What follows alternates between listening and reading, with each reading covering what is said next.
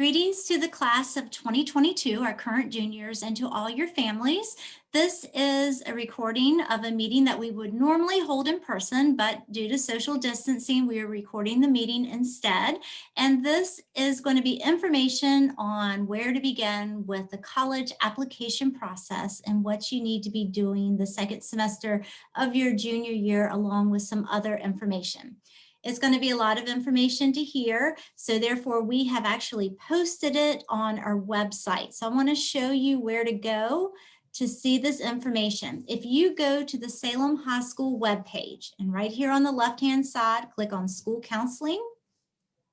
And then this is our school counseling website. This is where we have posted the document of information that I'm going to cover during this recording.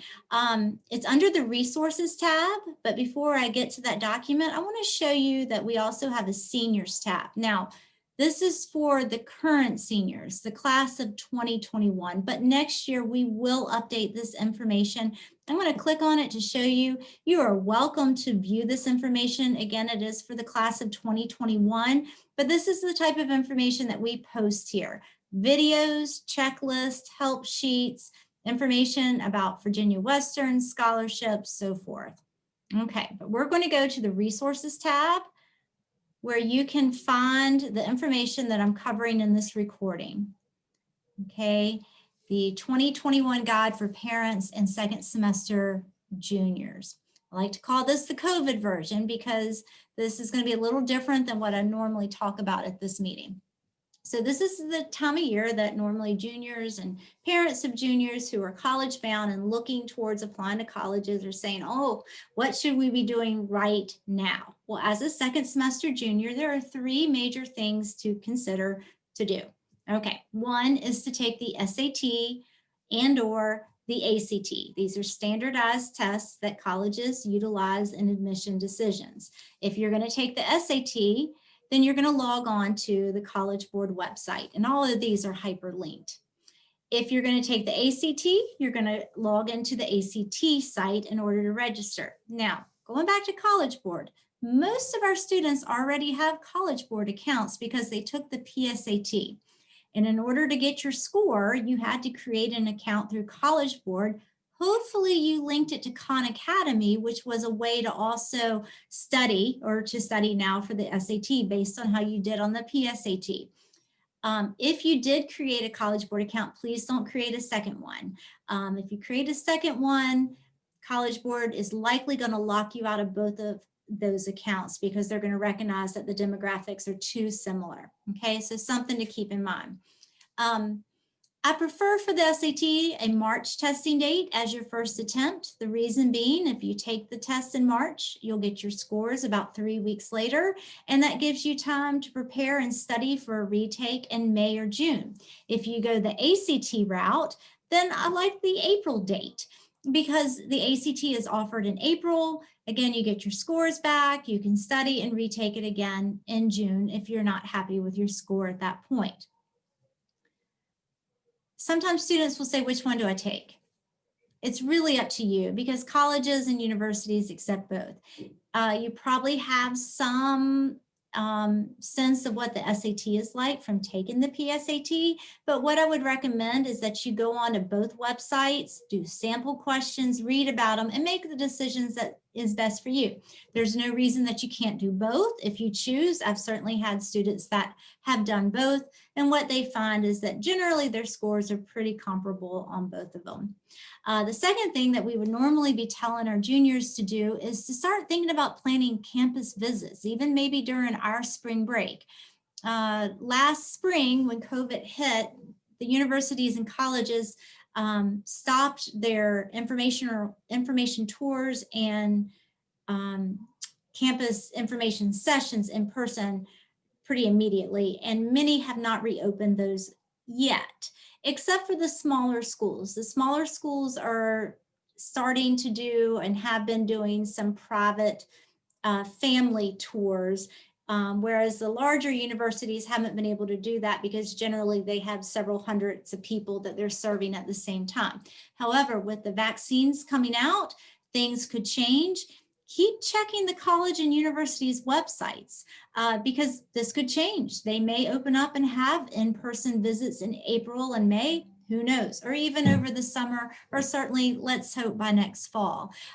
If not, or in the meantime, schools have set up virtual tours. So make some time as a family, parents and students, to sit down together and to view virtual tours online. I know it's not the same thing. Right now, I have twins who are in the class of 2021, and their college visits were canceled last spring, and we've still had to rely on the tour. So I understand it's not the same thing, but you can still maybe help your students help to make your list of schools that you're going to apply to next fall shorter.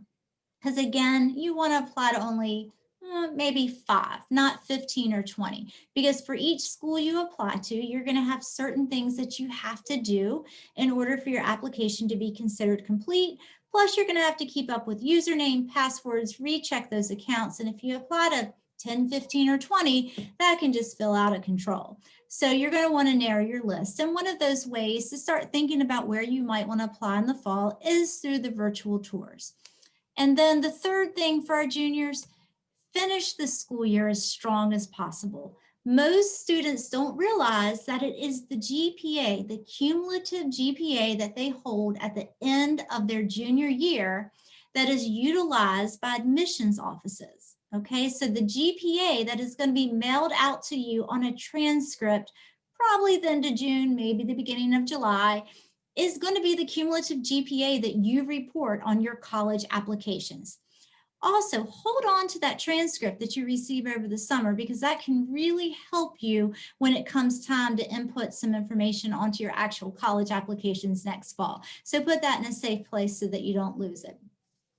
Over the summer, some things that you can work on is putting together a resume. It doesn't have to be a template, doesn't have to be something fancy, but you're really going to find that if you put together a resume, things that you've done, that you've accomplished, any honors or awards or special skills or groups that you're a part of outside of school or what your goals are, these are going to be things that if you put it down, some kind of form of a paper, that you can give that to teachers who are going to write your letters of recommendation. That will really help them, and it will help you as well when it comes time to complete your college applications. You can begin searching scholarships. Now, our school scholarship page doesn't start until the school year begins, but over the summer, if you're looking to get a jump start, then you can certainly utilize fastweb.com, or one of the newer ones is GoAndMarry.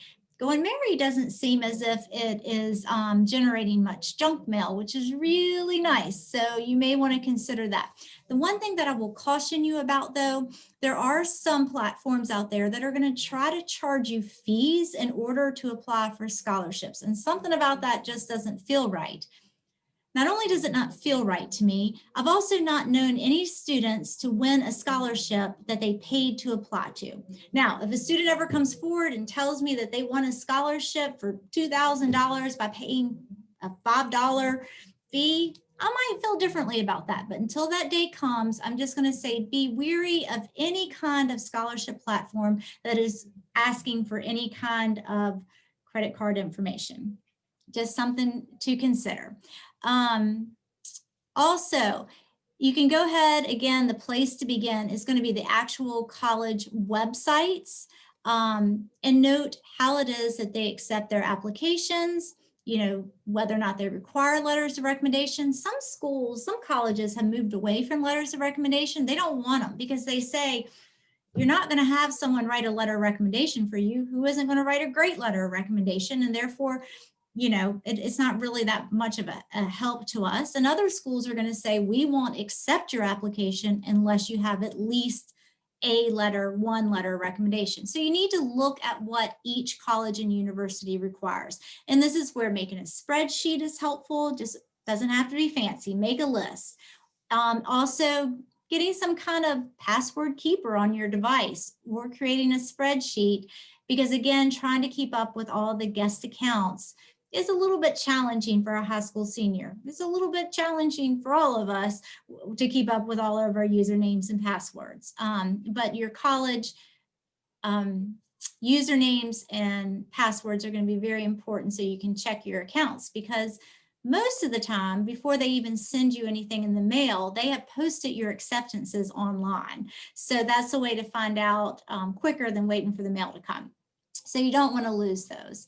Also, specifically the Common Application, they release their essay questions over the summer. And whereas over the summer, it's likely too soon still to apply to most colleges and universities, you could go ahead and see what the essay questions are and complete the essay questions and have those ready to copy and paste into your Common App. Because the essays are a big part of the application, and that's a part that takes a lot of time. So you could go ahead and get that done over the summer. So then when you come in next fall in 2021 as a senior, you should be ready to apply to 4 or 5 schools. Again, your dream school, a safety school that you know that you have the GPA or the SAT score to get into, and 2 or 3 other schools that you would be happy with. When you're ready to start that application process, you are going to go to the individual college or university's websites. And on those websites, you need to look at what do they require in order for your application to be complete. Most of them are going to require that you complete something called the FAFSA.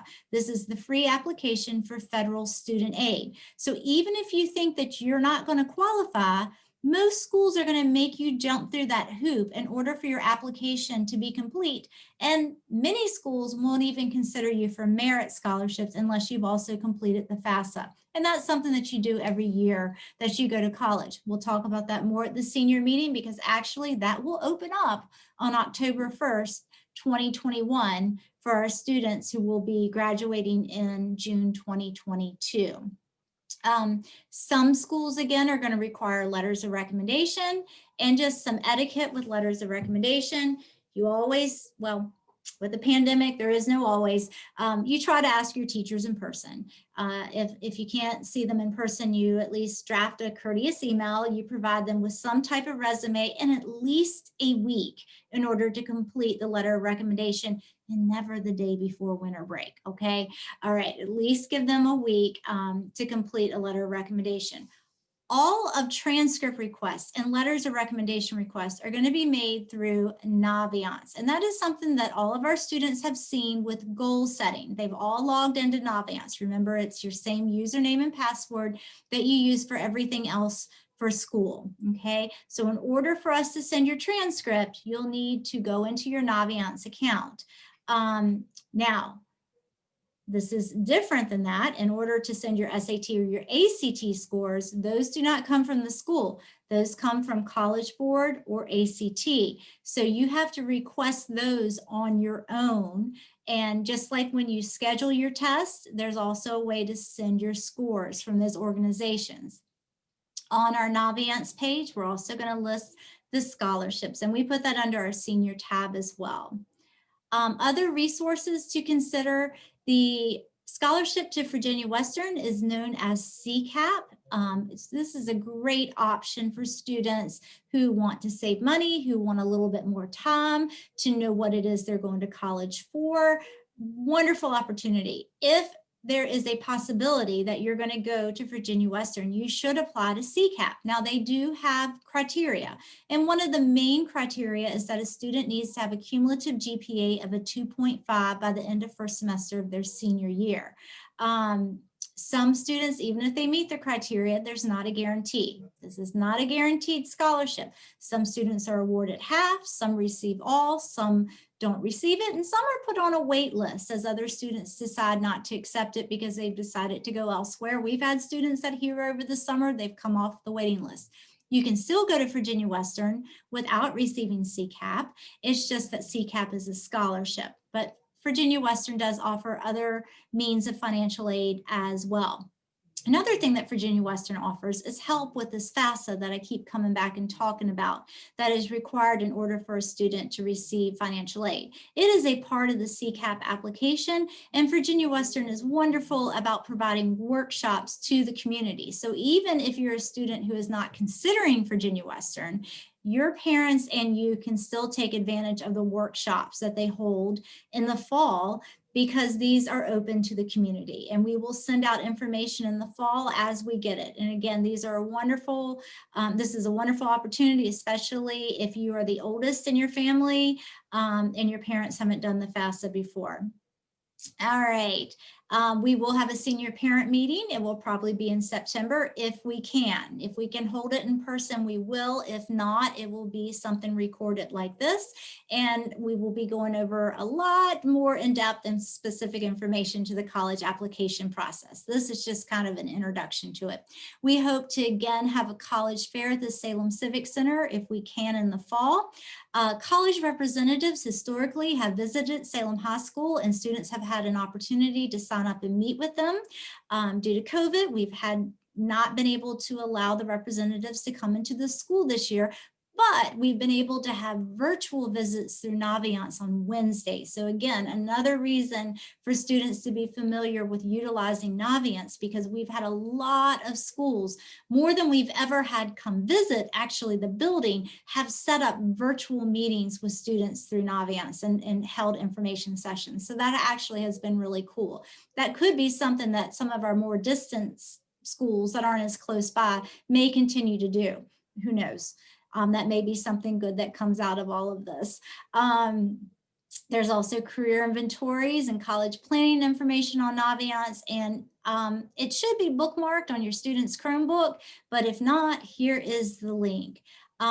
Check your emails. More important than ever before, you need to be utilizing your email. Email will be the way that colleges also get in touch with you. So check your email every day. If you have any questions at all during this process, please reach out to your school counselors. We are divided by last names, and here are our email addresses. We are happy to help during this process.